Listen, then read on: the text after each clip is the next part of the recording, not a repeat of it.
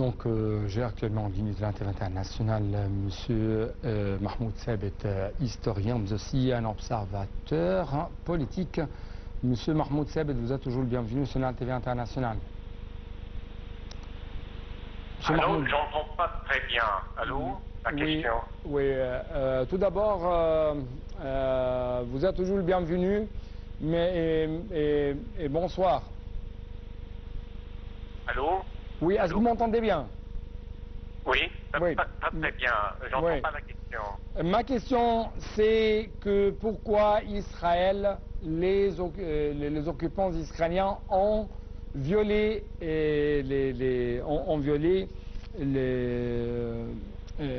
l'accord de cessez-le-feu concernant la bande de Gaza. Ils ont vraiment brisé leur accord vis-à-vis le cessez-feu sur la situation, parce que vraiment, ce qu'ils veulent, leur stratégie est d'enlever la population palestinienne de Gaza et de le mettre ailleurs, de leur préférence en Égypte. Et c'est une attaque soi-disant contre Hamas, mais c'est plutôt contre le peuple palestinien. En plus, ils se sont rentrés sur la rive gauche du jour de Cisjordanie. Ils sont en train de faire la même chose dans les territoires occupés. Pas aussi brutalement, mais quand même. Ouais. Alors, c'est une situation très grave pour l'Égypte, bien sûr. Ouais. Parce qu'ils vont nous mettre dans une position que on n'a pas le choix de faire une réaction. Et c'est pas vraiment un choix à ce moment-là. Oui.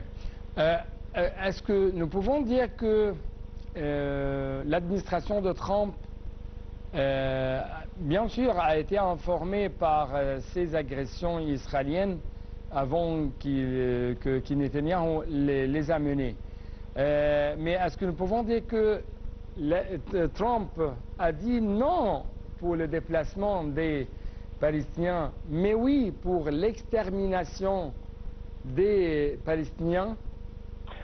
Ils sont en train de traiter le peuple palestinien vraiment d'une façon très raciste. Et à cause de cet racisme, ils ne les voient pas vraiment comme des êtres humains ou même des êtres qui ont des droits quoi que ce soit.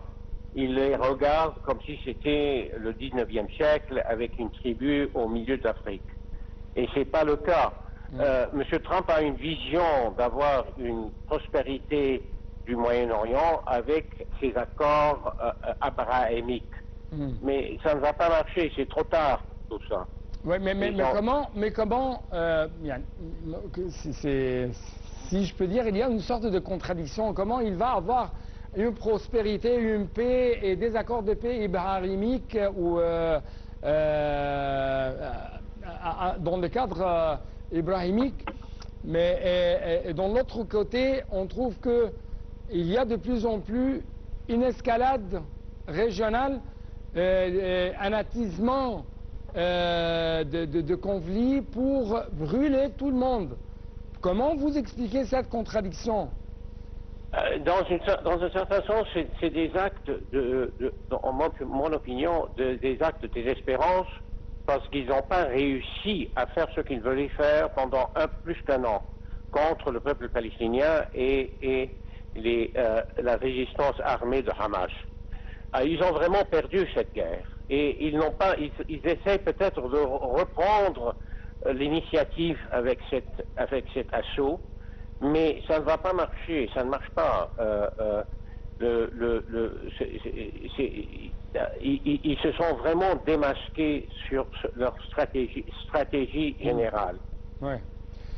L'Égypte a appelé la communauté internationale à intervenir immédiatement pour mettre fin à cette escalade à Gaza et à empêcher ce cercle vicieux de violence et de contre-violence. La communauté internationale peut faire quoi actuellement?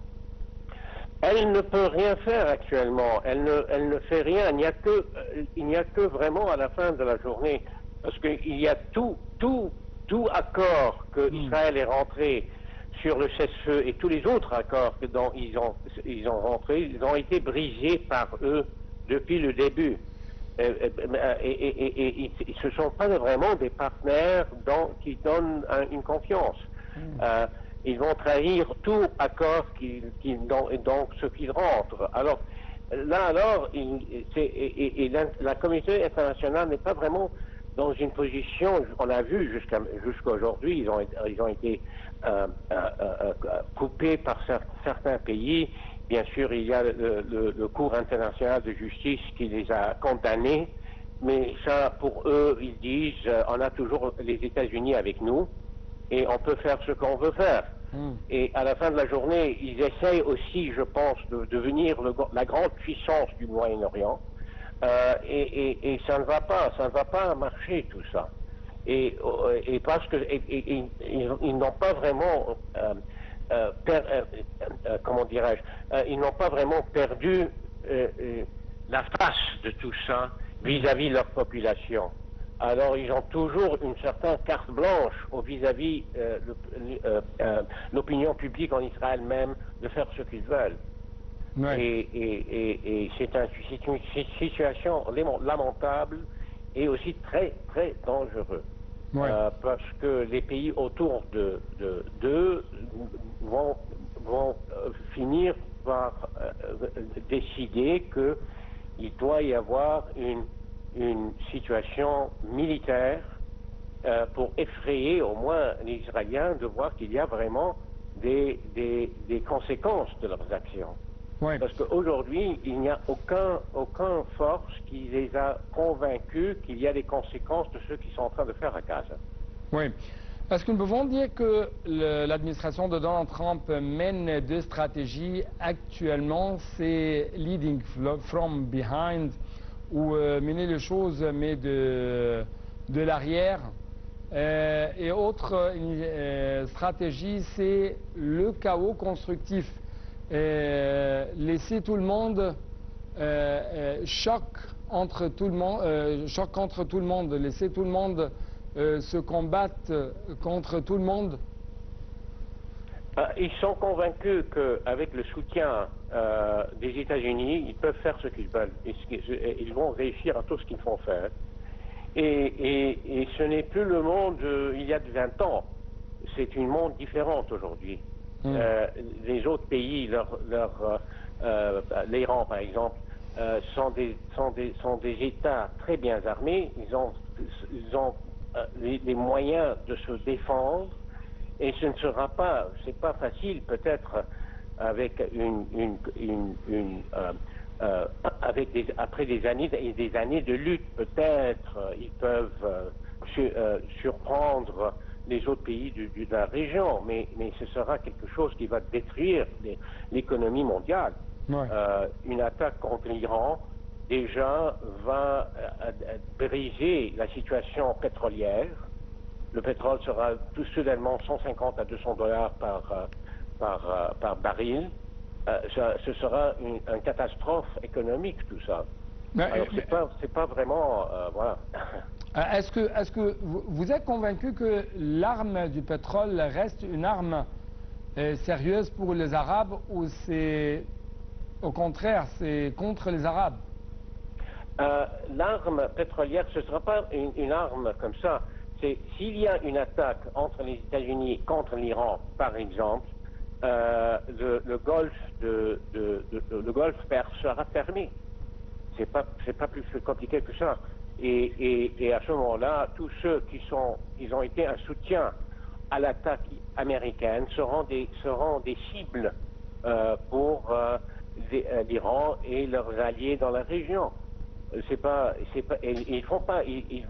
quelque chose qu'ils vont perdre. C'est pas quelque chose qu'on peut gagner là-dedans. Et bien sûr, Israël voudra bien que les États-Unis rentrent en guerre contre l'Iran, mais ce sera une catastrophe s'ils le font, et ce sera une catastrophe sur eux. Ils ne seront pas les gagnants là-dedans, ni militairement, ni politiquement, ni diplomatiquement, et bien sûr économiquement. Oui, oui. Oui, je vous écoute. Allô? Oui, je vous écoute. Continuez si vous avez d'autres analyses, je vous écoute. Je n'ai pas compris la question, pardon. Oui, la ligne n'est pas très bonne. Oui, en tout cas, ma dernière question va porter sur le Hamas actuellement. Quelle est la position du Hamas vis-à-vis de ce qui se passe actuellement avec Israël et vis-à-vis du lendemain de la guerre, l'avenir, le futur du Hamas? L'avenir de Hamas, ils l'ont déjà dit, qu'ils sont tout à fait préparés à entrer dans une situation politique le moment qu'il y a un certain accord préliminaire avec Israël.